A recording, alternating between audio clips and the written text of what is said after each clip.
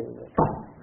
కాబట్టి ప్రసిద్ధేనైవ హేతునా యత్ దృశ్యం తన్మిథ్యా అనే ప్రసిద్ధమైన హేతు ఇంతకుముందు మనం చెప్పింది అది కూడా ఉండనే ఉంది. ఒక్క బహిష్ప్రజ్ఞ అంతఃప్రజ్ఞ అనే పేరు మాత్రం తేడా.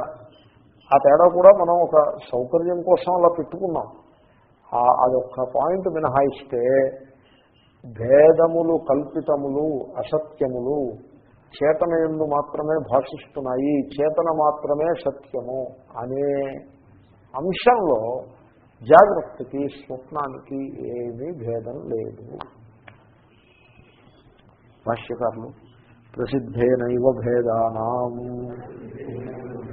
గ్రాహ్యగ్రాహకత్వేన హేతునా సమత్వేన స్వప్న జాగ్రత్త స్థానయోః ఏకమాహుర్వివేకినః. భేదములు గ్రాహ్యగ్రాహక రూపముగా నుండుట అనే సందర్భము స్వప్న జాగ్రత్త స్థానాలు రెండింటికి సమానంగా ఉంది కనుక వాటికే ఏకత్వము, వాటికి అవి దృశ్యము అనాత్మ అసత్యము అనే అంశంలో స్వప్న ప్రపంచానికి జాగ్రత్త ప్రపంచానికి ఏమీ తేడా లేదు అనేది మహాత్ముడు వివేకవంతులు చెప్తున్నారు. వివేకినః ఆహుః. ఆ వివేకం ముఖ్యం. అంచేతనే నేను మీకు మనవి చేశాను, దేహేంద్రియ సంఘాతముతో తాదాత్మ్యాన్ని చెందిన వ్యక్తిగా నిలబడి ఉండి ఈ జగత్తు మిథ్యానటము చాలా కష్టము. జగత్తు సారవంతంగానే భాషిస్తుంది. ఎప్పుడైతే ఈ దేహము ఇంద్రియములు వీటి చేత నిర్మాణమయ్యేటువంటి ఒక పర్సనాలిటీ ఇదంతా కూడా కల్పన మాత్రమే, నిద్రావస్థలో లేదు, ఇది స్వప్నావస్థలో ఇంకో రకంగా ఉంది, జాగ్రత్తలో మాత్రం ఉన్నట్టుగా కనపడుతోంది. ఈ దేహము ఇంద్రియములు వీటి చేత కల్పితమైన వ్యక్తిత్వము ఇదంతా కూడా ఒక ప్రొజెక్షన్ మాత్రమే, కల్పన మాత్రమే అని తెలుసుకుని కళ్ళు విప్పి జగత్తుని చూస్తే జగత్తు అసారము అనే విషయం సుస్పష్టంగా తెలుస్తుంది. కాబట్టి వివేకినః, వివేకం గలవాడు అయి ఉండాలి. దేహమే నేను అనుకుని కుస్తీ పడుతున్న వాడికి జగత్తు మిథ్య అనే మాట అది అనుభవానికి వచ్చిన మాట కాదు. అలా పుస్తకాల్లో చెప్పారు, పండితులందరూ అంటున్నారు కాబట్టి మనం కూడా అలా అనాలి, మనం అద్వైతం వాళ్ళం అలాగే అనాలి మనం అని అనుకునే, ఎలా అయితే ద్వైతం వాళ్ళు జగత్తు సత్యం అని వాళ్ళు అనాలి కాబట్టి అంటున్నారు, అలాగే వీడు కూడా అనాలి కాబట్టి అంటే దానివల్ల ఓ మంచి మాట అంటున్నాడు ఎప్పటికైనా తెలుసుకుంటాడనే ఒక సంతోషం తప్ప తెలుసుకోవడం అనేది ఇంకా తర్వాయే. కాబట్టి ఆ వివేకము, ఆ మనీషిణ అనే పదానికి వివేకిన అనే అర్థంలో అంత సూక్ష్మమైన అంశం ఆధారపడి ఉన్నది. ఇది పూర్వప్రమాణ సిద్ధి, పూర్వప్రమాణ సిద్ధస్యైవ ఫలం. అది ఈ రెండు ఒక్కటే అనే నిర్ణయం ఉందే, రెండు ఒక్కటే అనే నిర్ణయము, అది ఈ నిర్ణయం దేని ఫలము అంటే పూర్వప్రమాణ సిద్ధస్యైవ ఫలం. పూర్వప్రమాణం అంటే పూర్వశ్లోకంలో మనం ఒక ప్రమాణాన్ని చెప్పాం. యథా తత్ర తథా సంవృతత్వేన హేతున అంటూ నేను మీకు విస్తారంగా చెప్పాను. ఆ ప్రమాణాన్ని మీరు ఇక్కడ కూడా అప్లై చేసుకోండి. అప్లై చేసుకుంటే మీకు ఫలం అంటే నిర్ణయం, కంక్లూషన్, కర్మఫలం కాదు. ఆ ప్రమాణం యొక్క ఫలం ఏమిటంటే స్వప్న జాగ్రత్త స్థానముల యొక్క సత్యత్వంలో ఏమీ తేడా లేదండి అనే విషయం మీకు నిర్ధారితం అయిపోతుంది. సో ఇప్పుడు ఈ దృష్టాంతం ఈ సందర్భంలో చెప్తారు సాధారణంగా. ఎలా చెప్తారంటే, జనక మహారాజుకి ఒకసారి కల వచ్చింది. ఆ కలలో ఆయన బిచ్చగాడుగా ఉన్నాడు. నిద్ర తెలివి వచ్చింది. ఆయన గురువు వశిష్ఠుడో యాజ్ఞవల్క్యుడో ఎవరో మొత్తానికి ఆయన అడిగాడు, ఏమండి బిచ్చగాడి కలగంటున్న రాజునా నేను, మహారాజునా, లేక మహారాజునని కలగంటున్న బిచ్చగాడినా అని అడిగాడు. ఆయన వివేకవంతుడు కనుక అడిగాడు. లేకపోతే నేను మహారాజునే, ఇంట్లో అడగాల్సిందే ఉంది అని కూర్చుంటాడు. కూర్చుని రాజ్యం పోయిన తర్వాత గోల పెడతాడు. అంతే కదా, ఇంకంతకంటే మహాభాగ్యమే ఉంది. కాబట్టి వివేకవంతుడు కనుక ఆ బిచ్చగాడినై ఉండి ఇప్పుడు ఈ రాజునే కలగంటున్నానా, లేక ఈ రాజునై ఉండి ఆ బిచ్చగాడిననే కలగన్నానా, ఏమిటి అసలు నా స్వరూపం ఏమిటి అని అడిగాడు. అడిగితే గురువుగారు ఏమని చెప్పారంటే, చూడవయ్యా నువ్వు అది కాదు ఇది కాదు, సో బికాజ్ అప్పుడు బిచ్చగాడిలాగా అనుకుని బిచ్చగాడిలాగా ప్రవర్తించావు కాబట్టి బిచ్చగాడినేమో అని నీకు అనుమానం వచ్చింది. ఇప్పుడు రాజునని అనుకుని రాజులాగా వ్యవహరిస్తున్నావు కాబట్టి రాజునేమో అని నీకు ఇప్పుడు అనుమానం వస్తుంది. వాస్తవంలో అప్పుడు అలా ప్రవర్తించినా నువ్వు బిచ్చగాడివి కాదు, ఇప్పుడు ఇలా ప్రవర్తించినా రాజువి కాదు. నీ స్వరూపము ఏమిటంటే, ఇప్పుడు చూడు అక్కడ ఇచ్చిన ఆర్గ్యుమెంట్ ఎలా ఇచ్చారంటే, అప్పుడు బిచ్చగాడిగా ప్రవర్తించావు కదా, బిచ్చగాడిని అనుకుని బిచ్చగాడిగా ప్రవర్తించావు కదా, పోనీ ఇప్పుడు కూడా బిచ్చగాడిగా ఎందుకు ప్రవర్తించట్లేదు నువ్వు అంటే, అయ్యా నేను ఇప్పుడు బిచ్చగాడిని కాదండి. చూసావా, అప్పుడు బిచ్చగాడినండి అని బిచ్చగాడిలా ప్రవర్తించావు, ఇప్పుడు బిచ్చగాడిని కాదండి అంటున్నావు కాబట్టి బిచ్చగాడిలా ప్రవర్తించడం మానేశావు. కాబట్టి బిచ్చగాడి ప్రవర్తన మూలంలో ఏముంది, నేను బిచ్చగాడిని అనే కల్పన ఉన్నది. నేను బిచ్చగాడిని అని అనుకోకుండా వాడు బిచ్చవెత్తలేడు కదండి. ఆ స్వప్నంలో బిచ్చగాడిని అని అనుకుని బిచ్చవెత్తాడు. జాగ్రత్త అవస్థలో రాజుని అనుకుని రాజ్యం వెళ్తున్నాడు.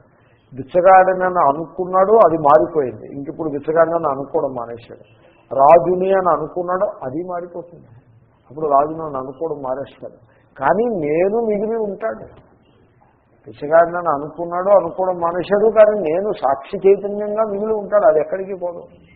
అలాగే రాజునని అనుకుంటున్నాడు, రాజ్యం పోయిందనుకోండి, అప్పుడేమనుకుంటాడు, నా రాజ్యం అంతా పోయింది, నేను ఇప్పుడు ఏ రాజుని కాదు అని అనుకుంటాడు. కాబట్టి మహారాజునని అనుకున్నది పోతుంది, నేను మిగిలి ఉంటుంది. బిచ్చగాడినని అనుకున్నది పోయింది ఆల్రెడీ, నేను మిగిలి ఉంటుంది. కాబట్టి ఈ అవస్థలన్నిటికీ మూలంలో ఏ సాక్షి చైతన్యంలో అదే నువ్వు ఈ బిచ్చగాడివి కాదు, ఆ మహారాజువి కాదు, రెండు కూడా సమానంగా అసత్యములే అని ఆయన సమాధానం చెప్పారు. కాబట్టి ఆ విధంగా మనం అర్థం చేసుకోవాల్సి ఉంటుంది.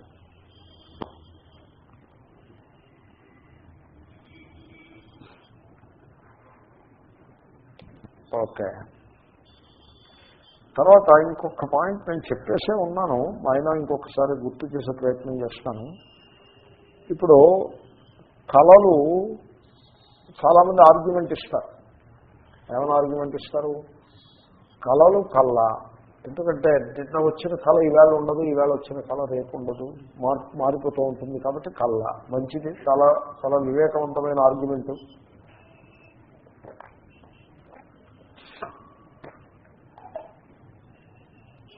అయితే కళలు ఈక్వల్ కావు. ఓ రోజు కళలో నేను బిచ్చగాడిని, మరో రోజు కళలో మహాకవిని, ఇంకో రోజు కళలో మహారాజుని, కళలు మారుతూ ఉంటాయి. ఇప్పుడు మీరు ఆలోచించండి, కళలలో కేవలము బాహ్యమే మారుతుందా, ఆధ్యాత్మికం కూడా మారుతుందా? రెండు కలిపి మారుతాయి. ఇప్పుడు నేను బిచ్చగాడినని కళ వచ్చిందనుకోండి, నా ప్రపంచం ఏముంటుంది? బిచ్చగాడి ప్రపంచం ఉంటుంది. నేను మహాకవిని అని కళ వచ్చిందనుకోండి, అప్పుడు సప్తగిరి ఛానల్ వాళ్ళు కవి సమ్మేళనం పెట్టినట్టు, నాకు ఆహ్వానం పంపించినట్టు, నేను దాంట్లో ప్రవేశించుకుని పెద్ద సత్కారం పుచ్చుకుని బయటకు వచ్చినట్టు వస్తుంది. వాళ్ళు ఏం పంపించడం పెట్టలేదు, వాళ్ళ హడావిళ్ళు వాళ్ళు ఉంటారు. ఇంకే మన కళ రావడానికి అభ్యంతరం ఏముంది? సో కాబట్టి కవిని అనే కళలో ఆ కవి యొక్క ప్రపంచం అంతా కూడా ఉంటుంది, బిచ్చగాడి ప్రపంచం ఉండదు. కవి యొక్క ప్రపంచం కూడా మారిపోతుందండి. మహారాజునే కళ వచ్చిందనుకోండి, ఈ కవి ప్రపంచం పోతుంది, బిచ్చగాడి ప్రపంచం పోతుంది, మహారాజు ప్రపంచం ఒకటి వస్తుంది, ఇంకో ప్రపంచం వస్తుంది. కాబట్టి మిథ ఎప్పుడు పరస్పరం ఉంటాయి. కనుక ఈ వీడు ఈ ఫలానా వ్యక్తి బిచ్చగాడు కావచ్చు, మరొకటి కావచ్చు, వ్యక్తి యొక్క ప్రపంచం. ఈ ప్రపంచాలు వేరువేరుగా ఉంటాయి. కాబట్టి కళ అసత్యము అని వీడు ఎలా తెలుసుకోగలిగాడు?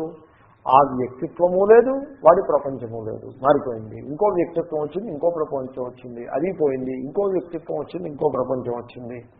ఇదే కదా మీ ఆర్గ్యుమెంటు, మహాపెద్ద ఆర్గ్యుమెంటు. ఈ కారణంగా కళ మిథ్యా అని మీరు తెలిసేసుకున్నారు, స్వప్నం మిథ్యా అని తెలిసేసుకున్నారు.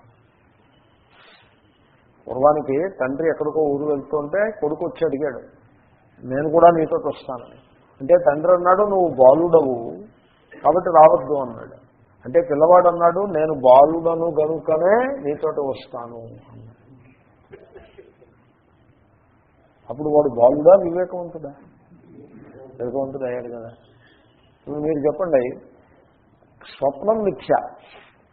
ఎందుకు మిథ్య అంటే స్వప్నంలో ఉన్న వ్యక్తిను వాడి ప్రపంచం, వ్యక్తి యొక్క ప్రపంచం. అది నిన్న వ్యక్తి ఇవాళ లేడు, ఇంకో వ్యక్తి వచ్చాడు. నిన్నటి ప్రపంచం ఇవాళ లేదు, ఇంకో ప్రపంచం వచ్చింది. అలాగే మళ్ళీ ఇవాళ కళలో ఉన్న వ్యక్తి మొన్న ఇంకో రోజు లేడు, ఆ ప్రపంచం ఇంకో రోజు లేదు, మారిపోతుంది. వ్యక్తి మారిపోతున్నాడు, ప్రపంచం మారిపోతుంది. కాబట్టి స్వప్నం మిథ్య. ఓకే, జాగ్రత్త సత్యం. ఎందువల్ల జాగ్రత్త ఎలా సత్యమైంది? జాగ్రత్తలో వ్యక్తి అంత ఫ్లిమ్జీ వ్యక్తి వాడే కానీ మరొకటి లేదు. జాగ్రత్తలో వ్యక్తిత్వము, నేను ఫలానా, నేను ఆ నేనుత్వము, ద ఐనెస్, అది వ్యక్తి అంటే. అది స్టేబుల్గా ఉందా, మారిపోతుందండి? మారిపోతుంది. చైల్డ్హుడ్లో ఉండే వ్యక్తిత్వాన్ని గుర్తు చేసుకోండి. అది ఒక ప్రశ్న. రెండో దృష్టాంతం ఏంటంటే, ఈ రోజు నుంచి 5 ఏళ్ల తర్వాత నేను ఏమిటై ఉంటానో ఒక్కసారి ఊహ చేయండి. ఇప్పుడున్న వ్యక్తిగా మీరు ఉండే అవకాశం ఉందా ఈ రోజు నుంచి 5 ఏళ్ల తర్వాత? ఎందుకంటే మీకు ఎలా ఉంటుందంటే, ఈ వ్యక్తిత్వం అనేది ఆఫీస్కి వెళ్ళాడండి, చక్రం తిప్పుతున్నాడు, హీఈస్ ది కింగ్, చక్రం తిప్పేస్తున్నాడు, అందరికీ పురమాయించేస్తున్నాడు, లక్షల మీద కోట్ల మీద వ్యవహారం చేసేస్తున్నాడు. ఈ లోపల హార్ట్ అటాక్ వచ్చింది. హార్ట్ అటాక్ కూడా అక్కర్లా, ఏదో ఒకసారంత చక్కెర వచ్చింది.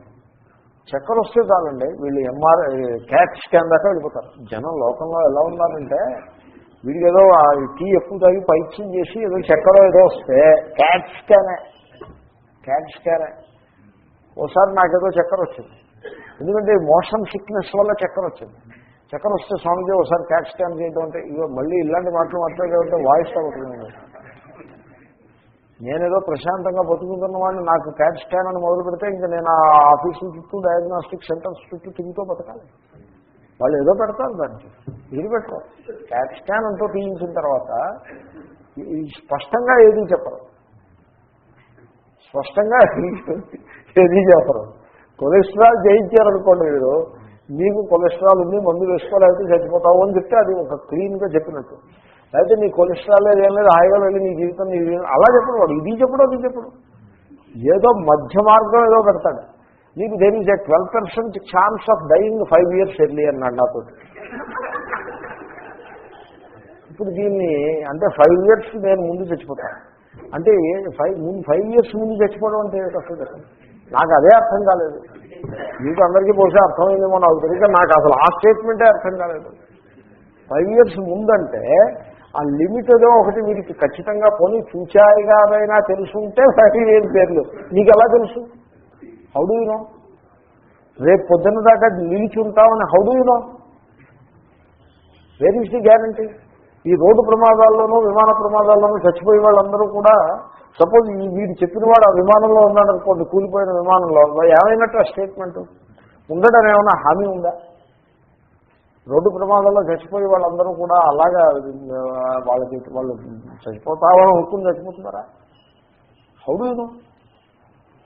కాబట్టి అదొక అన్టెనబుల్ స్టేట్మెంట్.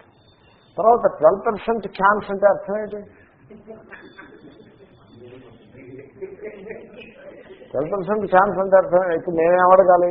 ఆ 12% ఛాన్స్ 0% చేయాలంటే ఏం చేయాలి అని నేను అడగాలి. అడిగితే వాడు ప్రిస్క్రిప్షన్ రాసిస్తాడు. నేనన్నాను వండర్ఫుల్, ఇది can we increase that percentage? No we don't do anything about, God bless you, over. కాబట్టి ఏదో పెడతారు. కనుక వీడు చక్రం తిప్పేస్తూ ఉంటే హార్ట్ అటాక్ వచ్చిందనుకోండి, అప్పుడు వాడి వ్యక్తిత్వం ఏమవుతుంది మీరు ఆలోచించండి. What happens to his personality? It undergoes such a drastic change, మీరు ఊహ కూడా చేయలేరు. మీరు ఆలోచించండి, మన సత్యం చైర్మన్ గారి వ్యక్తిత్వంలో మార్పు ఎంతసేపులో వచ్చింది, ఎటువంటి మార్పు వచ్చింది మీరు చెప్పండి నాకు. ఇంకా మీకు దృష్టాంతంగా చెప్తున్నాను, ఎందుకంటే న్యూస్లో చూశాను. కాబట్టి వ్యక్తిత్వం, మనిషి వ్యక్తిత్వం అనేది అది అలా చిటికలో మారిపోతుంది. ఎప్పుడైతే వ్యక్తిత్వం మారిపోయిందో వాడి ప్రపంచం అంతా మారిపోతుంది. పోయిందంటే ప్రపంచం, ఇంతకు ముందున్న ప్రపంచం అంతా గాలి కొట్టుకుపోయింది, కొత్త ప్రపంచం వచ్చింది. లాయర్లు ప్రపంచంలో పడతాడు వెళ్ళి మనిషి. లాయర్ల ప్రపంచంలో పడ్డాడంటే వాళ్ళు వీడిని భోంచేసేస్తారు. అమ్మో దాని దరిదాపులకు వెళ్ళకూడదు. ఏదో ఉన్నదాంతో సంతృప్తిగా బతకడమే కానీ వాళ్ళు దరిదాపులకు వెళ్ళకూడదు. ఒకప్పుడు ప్రారంభం బాగులేకపోతే వెళ్ళి వెళ్ళి వెళ్ళి వాళ్ళగా పడతారు. వెళ్ళి యూ హ్యావ్ టు సఫర్ అంతే. అలాగే చిక్కు ముడులు అంటే ఇప్పుడు ఈ ముడిలు దారాలు చిక్కుపడింది అనుకోండి, ఈ చిక్కు లాగి అటు లాగితే ఇటు అలా చిక్కు రాలేదు అంతే. ఈ లిటిగేషన్ అలా ఉంటుంది. అబ్బా చాలా కఠినమైన కాంప్లెక్స్ లిటిగేషన్, జటిలంగా ఉంటుంది. కాబట్టి జాగ్రత్త వ్యక్తిత్వము జాగ్రత్త ప్రపంచము కూడా ఈక్వల్లీ ఫ్లెన్సీ. హూ టోల్డ్ యూ జాగ్రత్త వ్యక్తిత్వం స్థిరంగా ఉందని మీరు భ్రమపడుతున్నారు. జాగ్రత్త వ్యక్తి ఎందుకంటే పెళ్లి కాకముందు మనిషి తన హృదయంలో తాను చూసుకుంటే పెళ్లి కాకముందు నేను ఎలా ఉన్నాను, పెళ్ళైన మరుక్షణం ఎలా ఉన్నాను, పుస్తక కట్టిన మరుక్షణంలో వీడి వ్యక్తిత్వం పటాపంచలై ఎగిరి కట్టబోయిందంటే కొత్త వ్యక్తిత్వం వచ్చేసింది. బట్టి ఆ సత్యాన్ని గుర్తించడానికి తల్లిదండ్రులకు కొంత టైం పడుతుంది. వాళ్ళకి ఎంత తొందరగా గుర్తిస్తే వాళ్ళు అంత తొందరగా కోలుకుంటారు. గుర్తించడం ఆలస్యం అయ్యే కొద్ది వాళ్ళ యొక్క దుఃఖం కూడా కొనసాగిపోతూ ఉంటుంది. వాడు నా కొడుకు అనుకుంటూ ఉంటారు, వాడు వీడి కొడుకు కాదు, ఇంకా is no more our son. తప్పది, అలా అనుకోకూడదు. ఇదే వ్యవహారం కోసం అలాగా పై వాళ్ళు అనుకుంటుంటే విని ఓ చిరునవ్వు నవ్వు ఊరుకోవాలి. వాడు మన కొడుకు కాదు. ఇంకా అడ్డాల నాడు బిడ్డడు కానీ గడ్డాల నాడు బిడ్డడు కాదు. సాగుతూ ఒకటి ఉంది, ఇంకా వాడు బిడ్డడేమిటి, వాడు బిడ్డడు కాదంటే independent. He's not the same person, he's a different person. You know that you are a free person. కాబట్టి మీరు ఇందాక అన్నారు జాగ్రత్త సత్యం అవ్వాలండి, కంటిన్యూటీ ఉందని. ఏది నేను చెప్పింది నేనేం చెప్పాను మీకు? ఇప్పుడు కంటిన్యూటీ ఉందని చెప్పానా, కంటిన్యూటీ లేదని చెప్పానా? కాబట్టి మీరు ఏ హేతువు వల్ల జాగ్రత్త సత్యం అవ్వాలి, కళ మిథ్య అవ్వాలన్నారో అదే హేతువును తిరగేసి నేను మీ మీద వేసి జాగ్రత్త కూడా మిథ్యేను నిరూపించానో లేదో చెప్పండి మీరు ఇప్పుడు. అంటే దట్స్ ఇట్. ప్రసిద్ధేనైవ హేతునా జాగ్రత్త కూడా మిథ్యే. అదే అయిపోయింది. ఇంకొక పాయింట్ చెప్పేస్తే ఆ శ్లోకం నుంచి ముందుకు వెళ్ళిపోవచ్చు. ఇంకొక పాయింట్ ఏమిటంటే కలదంటున్నాడు. కలలో ఎదురుకుండా పాము వచ్చింది, భయపడుతున్నాడు. ఈ భయపడుతున్న వ్యక్తి ఆ భయం నుంచి బయటపడాలంటే ఏం చెయ్యాలి? కర్ర పట్టుకుని నేను 2-3 ప్రశ్నలు అడుగుతాను, మీరు సమాధానం లేదు. A B C D question, objective one. ఒకటి, కర్ర పట్టుకుని పామును చంపాలా? అప్పుడే చెప్పొద్దు. ఏ. బి, నాగమంత్రాన్ని జపించాలా? సి, పాము భయం నుంచి తప్పించుకోవడం కోసం మిత్రుడి యొక్క సహాయాన్ని అర్థించాలా? డి, కళ నుండి లేచి కళను కళగా తెలుసుకోవాలా? ఏమిటి సమాధానం? అదే కదా సమాధానం. మాండుక్యం అంటే ఏమిటనుకుంటున్నారు మీరు? మాండుక్యాన్ని అండర్ ఎస్టిమేట్ చేయకండి. మీరు దాన్ని మామూలుగా కొంచెం దూరం అట్టబెట్టేసి మీ కాలక్షేపం మీరు చేసేస్తానంటే నేనేమి కాదండి వాళ్ళలో. కానీ మాండుక్యాన్ని గట్టిగా పట్టుకున్నారంటే మీరు ఏ జీవితంలో ప్రస్తుతం తలమునకలుగా ఉన్నారో అది ఏమీ మిగలదు. అదంతా కూడా తుడిచిపెట్టుకుపోతుంది. ఇప్పుడు నేనున్నాను, నేను గృహస్థుని, ఈ సంసార సమస్యలతో వేగుతున్నాను, ఆర్థిక మాంద్యం వచ్చింది. ఆర్థిక మాంద్యం అనే ఆ పదప్రయోగం ఎవరో ఎక్కడో చూశాను నేను. ఆర్థిక మాంద్యంలో ఉన్నాము. ఈ కష్టాల నుంచి బయటపడి మనం ఏం చేయాలి? ఒకటి, ఇంకొంత ధనాన్ని సంపాదించాలా? 2, ఏదైనా ఒక లక్ష్మీ యాగమో సుదర్శన యాగమో చేసి మరికొంత ఆర్థికమైన ప్రవృత్తిని ఇంప్రూవ్ చేసే ప్రయత్నం చేయాలా? 3, అమెరికాలో ఉన్న మిత్రుడి దగ్గర నుంచి ఏదైనా కొంత ధనాన్ని సంపాదించాలా? 4, ఇది కళ మిథ్య అని తెలుసుకుని ఓం నమః శివాయ జపం చేసుకుంటూ కూర్చోవాలా? ఏం చేయాలి?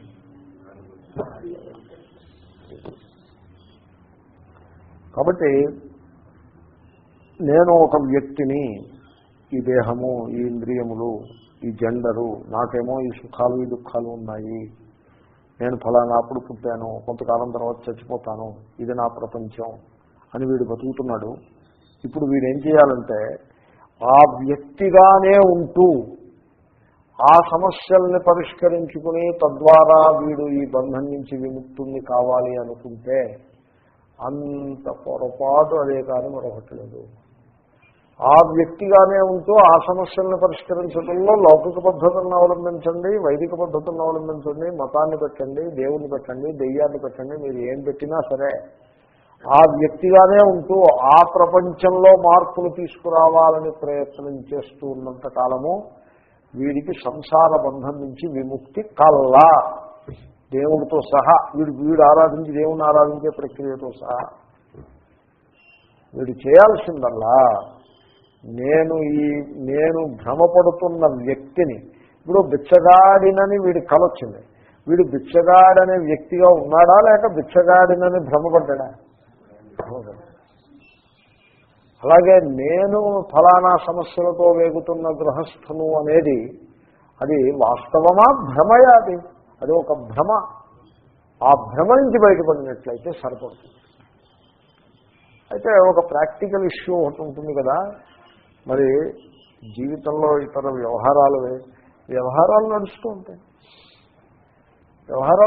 ఉంటాయండి. అవేమీ మీరు బెంగ పెట్టుకోవడం చేత, మీరు వరి అవ్వడం చేత వాటిల్లో మార్పు వస్తుందా?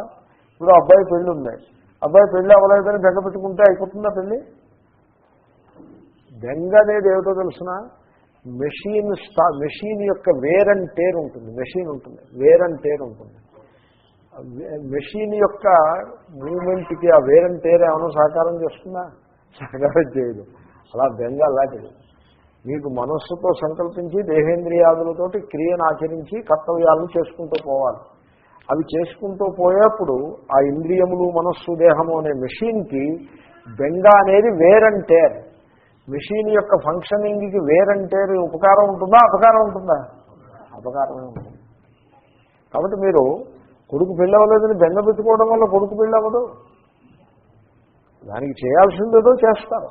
కొడుకైతేనేమిటి, పూర్వం కూతురు పెళ్ళి అవ్వలేదని బెంగ పెట్టుకునే వాళ్ళని నేను ఎరుగును. ఇప్పుడు వాళ్ళ స్థానంలో కొడుకు పెళ్ళి అవ్వలేదని బెంగ పెట్టుకుని కాలం వచ్చింది.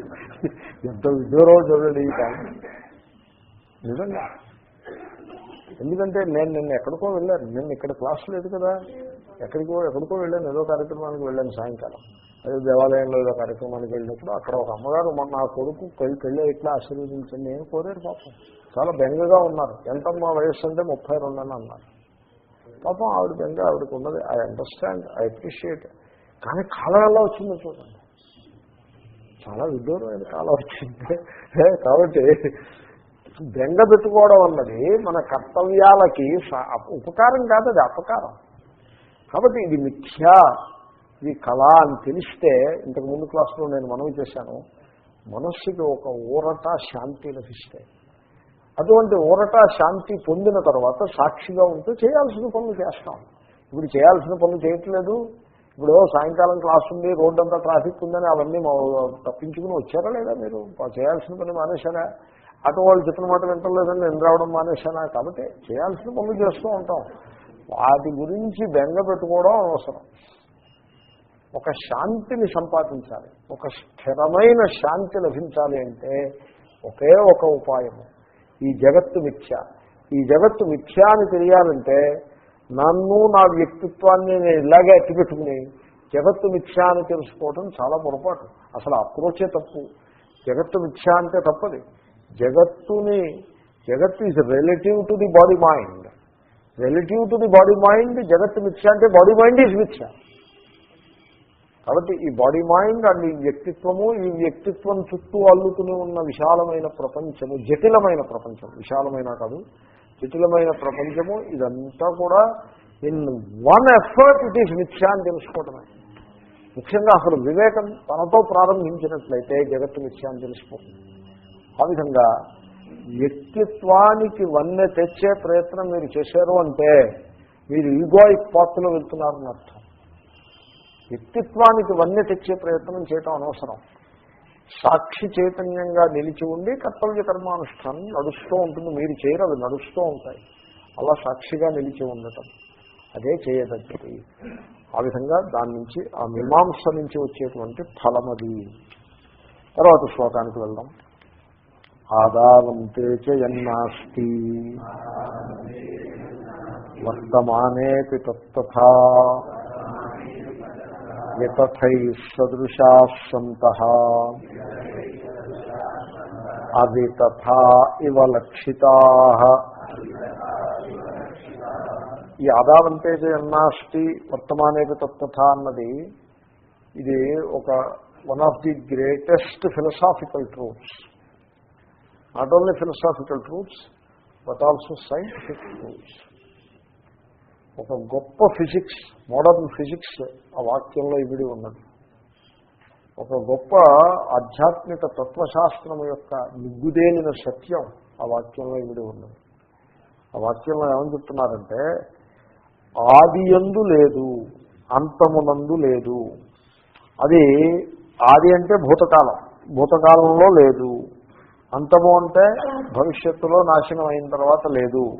మధ్యలో వర్తమానం, దాని పేరు కూడా అలా ఉంది. వర్తమానం అంటే ఉండే కాలము కాబట్టి వర్తమానం అయింది. అది వర్తతే వర్తతే వర్తంతే ధాతు మీద శానచి ప్రత్యయం. వర్తమాన కాలంలో ఉంది మనం అలా అనుకుంటాం. అంతకు ముందు లేదు, తర్వాత ఉండదు, మధ్యలో ఉంది అని అనుకుంటాం. ఆదౌ నాస్తి. వీడు ఉన్నాడండి, పుట్టడానికి 1949లో పుట్టాడు అనుకోండి, 1948లో ఉన్నాడా? లేదు. సపోజ్ 2010లో పోయాడు అనుకోండి, సపోజ్ 2011లో ఉన్నాడా? లేదు. మధ్యలో 19 అంచేతనే ఆ టూంబ్ స్టోన్ మీద 1949-2010 అని పెడతాం. ఇది ఆదికి ముందు లేడు, ఆది ఎందు లేడు, అంతము ముందు లేడు, ఆ డాష్లో ఉన్నాడు. ఆ డాష్లో కూడా లేడు. వర్తమానే వితత్వత. లేడు అంటే మిథ్యాదర్థం. దీన్ని ఇప్పుడు ప్రతిపాదన చేయాలి. ఇప్పుడు నేను ఇంత పెద్ద గొప్ప స్వామిని నేను చెప్తున్నా, మీరందరూ తల ఊచి వెళ్ళండి అన్నట్టు కాదు. మీరు అవును అనాలి. మీరు that is my job. It's a big job.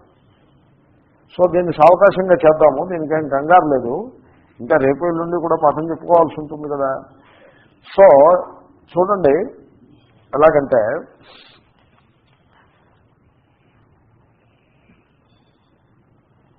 అవ్యక్తాదీని భూతాని, భగవద్గీత, వ్యక్త మధ్యాని భారత, అవ్యక్త నిధనాన్యేవ తత్రకా పరిదేవన.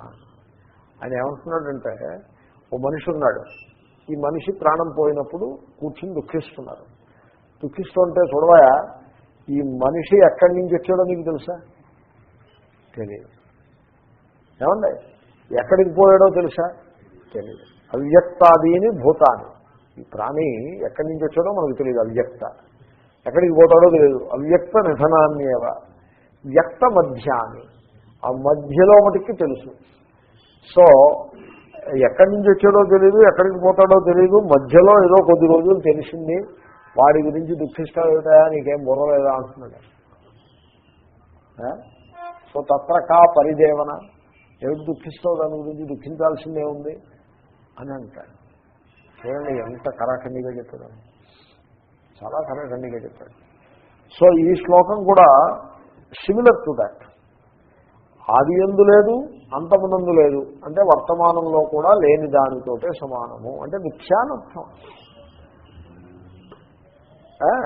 తర్వాత దీన్ని బాగా అనుసంధానం చేయదగినటువంటి సత్యం, బాగా అనుసంధానం చేయాలి. ఎలా చేయాలో చెప్తూ ఉంటాను. ఇలాంటి శ్లోకమే శాంతి పర్వంలో ఇంకో చోటు ఉంది. అదర్శనాత్ ఆపతిత. ఈ శ్లోకాన్ని శంకరులు అక్కడ భాష్యంలోకి వచ్చేశారు. అవ్యక్తాదీని భూతాన్ని దగ్గర శంకర భాష్యంలో ఉంది శ్లోకం.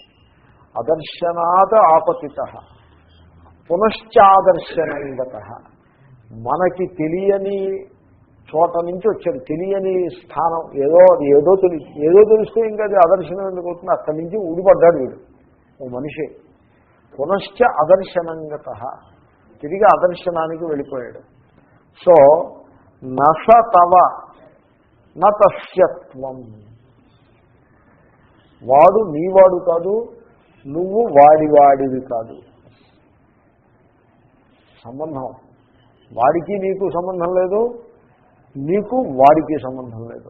నస తవ నతస్యత్వం వృథా కిం పరితప్యసి, వ్యర్థంగా ఎందుకు పరితాపాన్ని చెందుతావు అని అంటాడు. ఈ మాట విదురుడు ధృతరాష్ట్రుడితో అంటాడు. ధృతరాష్ట్రుడు దుర్యోధనుడు యొక్క మరణానంతరం దుఃఖిస్తుంటే, వాడు దుర్యోధనుడు ఎక్కడి నుంచో వచ్చాడు, ఎక్కడికో పోయాడు, నువ్వు కూర్చుని దుఃఖిస్తావేమిటి అని అంటాడు. పూర్వం మహాత్ములు చెప్పేవారు అలాగా. ఈ రోజుల్లో చెప్పాలంటే కూడా భయం వస్తుంది. ఎందుకంటే జనాలు they want condolences, they want sympathy, they don't want why wisdom. People don't want wisdom, they want sympathy. అంచేత ఏం చేయడం, అవి కార్డ్స్ ఉంటాయి, ఆ కార్డు మీద సంతకం పెట్టి పోస్ట్లో మారుస్తాయి. ఆ కార్డు అన్ని కలెక్ట్ చేసి కూర్చుంటాడు, ఇంకేం చేస్తుంది. సో ఎందుకంటే జనము ఆ సత్యాన్ని తెలుసుకోవటానికి సంసిద్ధులు కానప్పుడు సత్యం కటువుగా అనిపిస్తుంది. కాబట్టి ముందు అర్థం చేసుకోవాలి. ఇప్పుడు ఓసారి మేము ఏదో యాత్ర చేస్తున్నాం, ఒకడికి ఓ ఉంగరం దొరికింది, బంగారు ఉంగరం. కొంత దూరం వెళ్ళి ఒక 5 రోజులు యాత్ర పూర్తయిన రోజు పోయింది. అదే అక్షరం పోయింది. పోతే వాడు దుఃఖిస్తున్నాడు. దుఃఖిస్తుంటే ఈ మహాత్ములు అన్నాడు, ఎందులో దుఃఖిస్తున్నా ఉంగరం పోయిందండి. ఓకే, ఎక్కడి నుంచి వచ్చింది ఉంగరం అంటే, నాకు 5 రోజుల క్రితం ఎప్పుడు దొరికింది. నాకు ఎక్కడ దొరికింది? 5 రోజుల క్రితం. అప్పుడు దొరికింది. దొరికిన ఉంగరం పోయింది, దేనికోసం దుఃఖిస్తున్నావు? నీది కాదు కదా అది. స్టాక్ మార్కెట్లో డబ్బు పోయిందని దుఃఖిస్తున్న వాళ్ళందరూ ఎందుకు దుఃఖిస్తున్నట్టు? వాళ్ళు అసలు అది వాళ్ళది కాదుగా, అది ఎక్కడి నుంచో వచ్చింది, పోయింది, ఎందుకు దుఃఖిస్తున్నట్టు? నసతవ నతస్యత్వం, అది నీది కాదు, నువ్వు దానికి చెందిన వాడము కాదు. చెందిపోయింది, దుఃఖించాల్సిందే ఉంది ఇంట్లో. యథాకిం పరితప్యసి అని చెప్పారు. కానీ ఈ రకంగా చెప్పినప్పుడు మనం ఎలా తీసుకుంటాము? ఏదో కొద్ది రోజుల పోయేది, దాని గురించి దుఃఖించటం అది అనవసరం, ఇంప్రాక్టికల్, దాంట్లో తెలివితేటలు లేవు, అందుకోసం ఈయన ఇలా చెప్తున్నారు అని తీసుకుంటారు. అది ఒక స్థాయి తీసుకోవటం. ఆ స్థాయిలో there is an effort to come to terms with the reality. కానీ నేను చెప్తున్నది అది కాదు. నేను చెప్తున్నది అది కూడా మంచిదే, కానీ నేను చెప్తున్నది అది కాదు. నేను చెప్తున్నది ఏమిటంటే, స్టాక్ మార్కెట్లో డబ్బు పెట్టారు, డబ్బు వచ్చింది, పోయింది. ఇప్పుడు వచ్చిందనుకున్నప్పుడు వచ్చింది అన్నది భ్రమే, పోయిందనుకున్నప్పుడు పోయింది అన్నది భ్రమే, మధ్యలో ఉంది అన్నది భ్రమే. నిజంగా అలా అవుతుందండి. మా మిత్రుడు ఉన్నాడు, సత్యం స్టాక్ కొన్నాడు, 10,000 ఇచ్చి కొన్నాడు. 10,000 ఇచ్చుకున్న నాకు ఇప్పుడు 5 లక్షలు ఉంది అనుకుని సంతోషపడుతున్నాడు. నేను రిటైర్ అయ్యాక ఉపయోగపడుతున్నా, 5 లక్షలు ఉందని సంతోషపడుతున్నాడు. పోయి ఇంకా రిటైర్ అయితే అవడానికి ఇంకా కొంత టైం ఉంది కదా, ఆ డబ్బంతా పోయింది. పోయి మళ్ళీ వీడి 10,000 దగ్గరికి వీడు తిరిగి వచ్చి పడ్డాడు. వీడు దుఃఖించడానికి అసలు హేతు ఏముంది? ఈ మధ్యలో వచ్చింది పోయిందా? అది రాను లేదు, పోను లేదు. అది అంటే మరి మధ్యలో మేము 5 ఏళ్ళు మా దగ్గర ఉంది అనుకున్నాం కదా, 5 ఏళ్ళు ఉంది కదా, 5 ఏళ్ళు ఉందా లేకపోతే నువ్వు అనుకున్నప్పుడు ఉందా? అనుకున్నప్పుడు ఉందా? 5 ఏళ్ళు నా దగ్గర ఇంత డబ్బు ఉందని అనుకుంటూనే ఉన్నావా? లేదు కదా. 5 ఏళ్లలో ఎన్నిసార్లు అనుకుని ఉంటాం? 50 సార్లు అనుకున్నాం. అంటే మీరు 50ని 5 ఏళ్ళు పెట్టి భాగాహారం వేస్తే కూడా మీకు అంటే అర్థం ఏంటో తెలుసునండి. అది ఉందనుకున్నప్పుడు ఉంది, లేనప్పుడు లేదు. తర్వాత ఉందని అనుకున్నప్పుడైనా ఉందా లేదా? ఓకే, ఉందని ఎలా అనుకున్నావు నువ్వు? ఆ ఉందని అనుకోవడానికి సందర్భం ఏంటి? అది గుర్తుకొచ్చింది అంతే కదా. గుర్తుకొచ్చినప్పుడు కాదండి, పేపర్ చూసినప్పుడైనా గుర్తుకు రావాలి కదండి. పేపర్ చూసి గుర్తుకొచ్చిందో లేకపోతే బస్సులో వెళ్తుంటే గుర్తుకొచ్చిందో, ఎలా గుర్తుకొచ్చినా గుర్తే. కాబట్టి ఈ 5 ఏళ్ళు ఆ సొమ్ము ఉంది అనుకునే నీ ఆ ఉనికి ఎక్కడుందో తెలిసినా అది స్మృతి ఎందు ఉన్నది, మెమొరీ మీద ఆధారపడి ఉంది.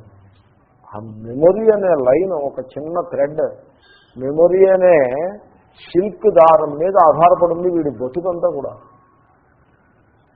Minus memory there is nothing. ఏమండి మెమరీ వచ్చినప్పుడు ఉంది అనిపిస్తుంది, ఉంది అనిపించినప్పుడు ఉంది.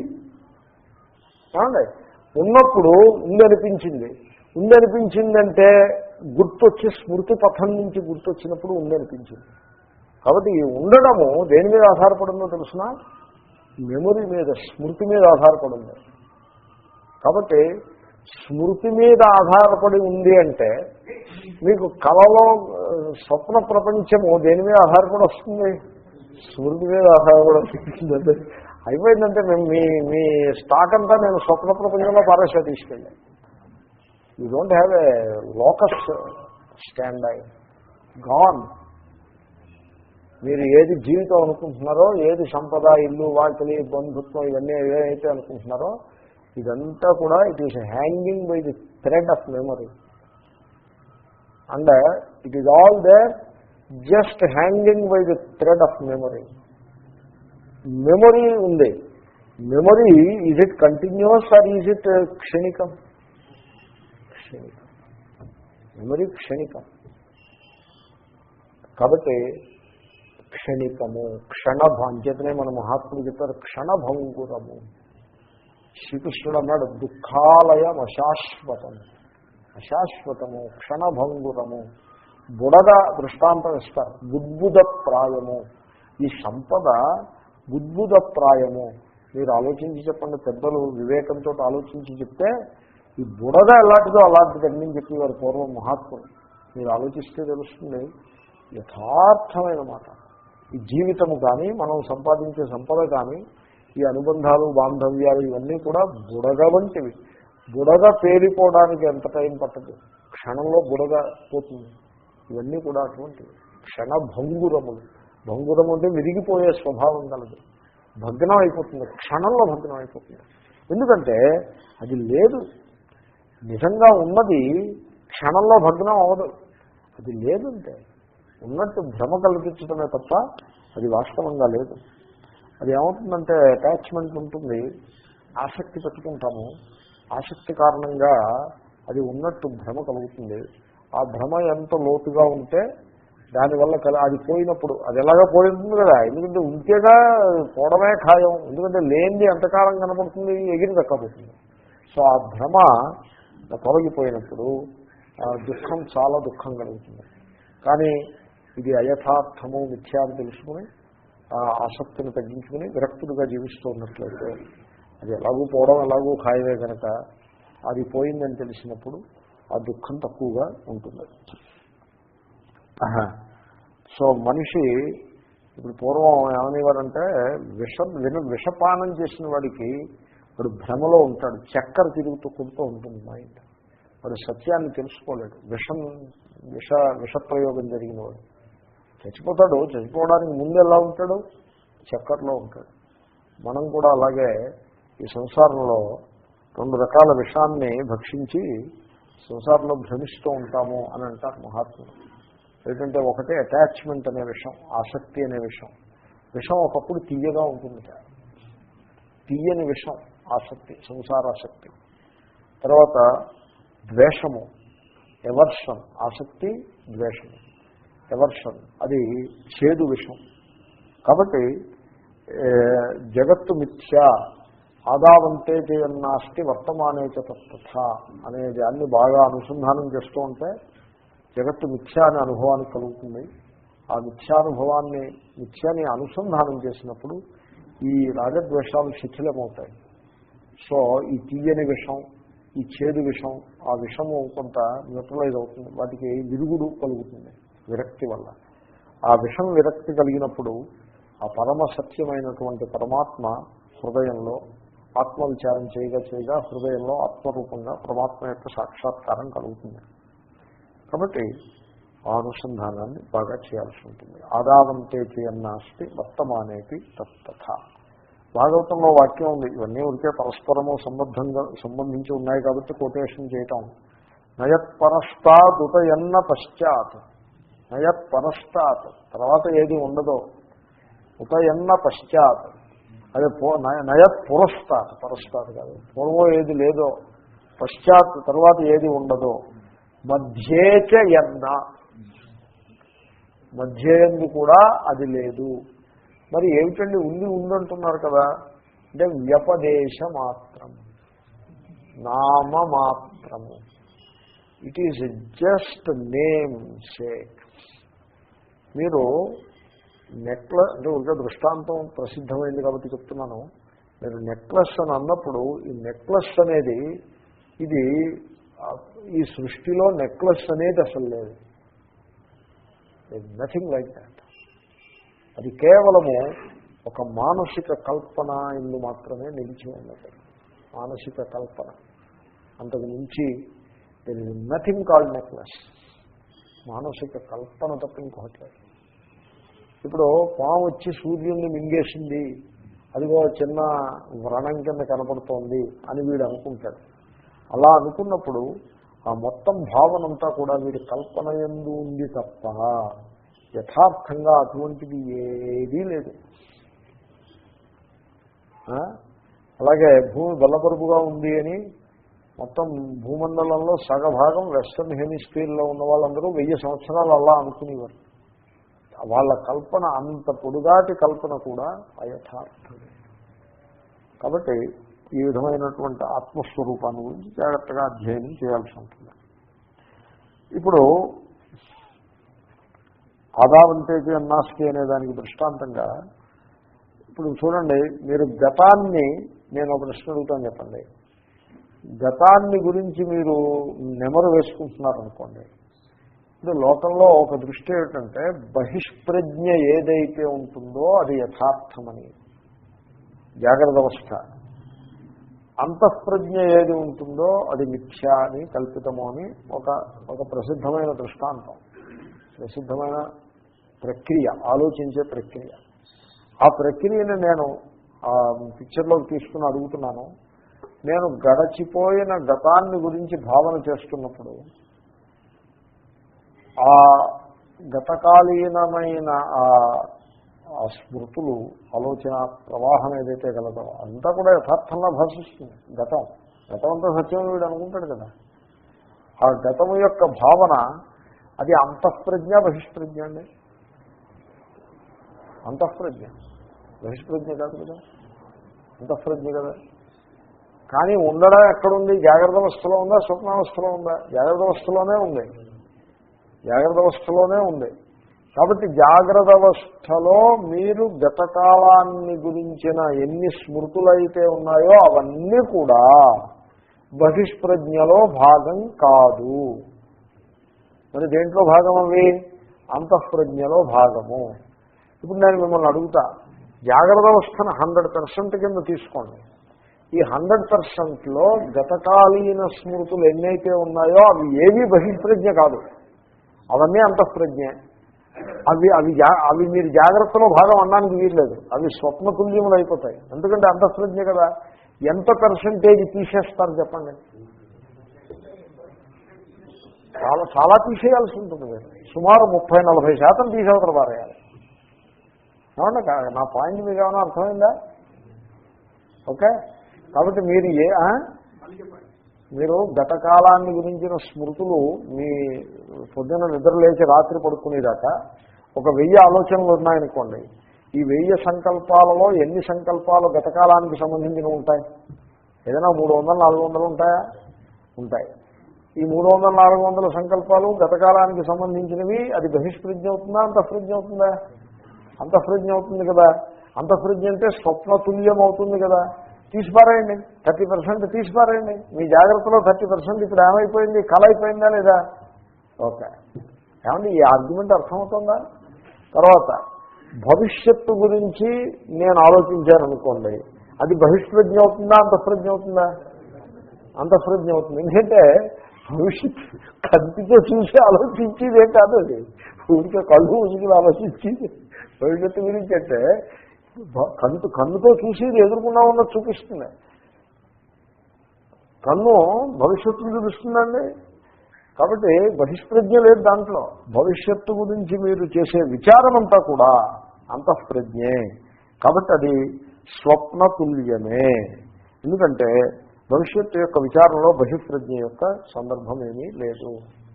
ఇప్పుడు నేను ఇలా కూర్చుని గతకాలాన్ని నెమరు వేసుకుంటూ కూర్చున్నాను. ఇప్పుడు నేను విశ్వడునా తైజస్సుడునా చెప్పండి? తైజస్సుందండి, విశ్వడిని ఎందుకు అవుతాను? ఇలా కళ్ళు మూసుకుని మీ కేసు ఉంటే చూస్తున్నానని పేరే కానీ నా గతాన్ని నెమరు వేసుకుంటున్నాను. నేను గృహస్థుగా ఉన్నప్పుడు ఇలా ఉండేవాడిని అలా ఉండేవాడిని అని ఏదో ఆలోచించుకుంటున్నాను. మీరు వెయిట్ చేస్తున్నారు. ఆ సందర్భంలో నేను విశ్వన్నా తైజస్సున్నా? తైజస్సుడే. ఓకే. తర్వాత జాతకం చెప్పి ఆయన దగ్గరికి వెళ్ళాం. అనుభూతి స్వరూపాచార్య అని ఒక ఆయన మాండుక్యానికి భాష్యం టీక రాశారు. అనుభూతి స్వరూపాచార్య ఆయన పేరు. నా దగ్గర టీక ఉంది. ఆయన ఆర్గ్యుమెంట్ ఇచ్చాడు. మరి ఆర్గ్యుమెంట్ మీకు నచ్చుతుందో నచ్చదో ఆర్గ్యుమెంట్ చెప్పేసి ముగిస్తాను. ఆర్గ్యుమెంట్ ఆయన ఏమన్నాడు, రేపు మళ్ళీ వివరణగా చెప్తాను. ఆయన ఏమన్నారంటే, జాతకం చెప్పేవాడు డబ్బు పుచ్చుకుంటున్నాడా లేదా అని అడిగారు. పుచ్చుకుంటున్నాడండి. అయితే వాడు చెప్పేది సత్యం కాదు అని చెప్పారు. ఏమిటో అని అలా చెప్పారు. ఆలోచించండి, రేపు చూద్దాం. పూర్ణవదం పూర్ణమిదం పూర్ణవదం పూర్ణమేవావశిష్యతే. ఓం శాంతి శాంతి శాంతి. హరి ఓం శ్రీ గురుభ్యో నమః. హరి ఓం తత్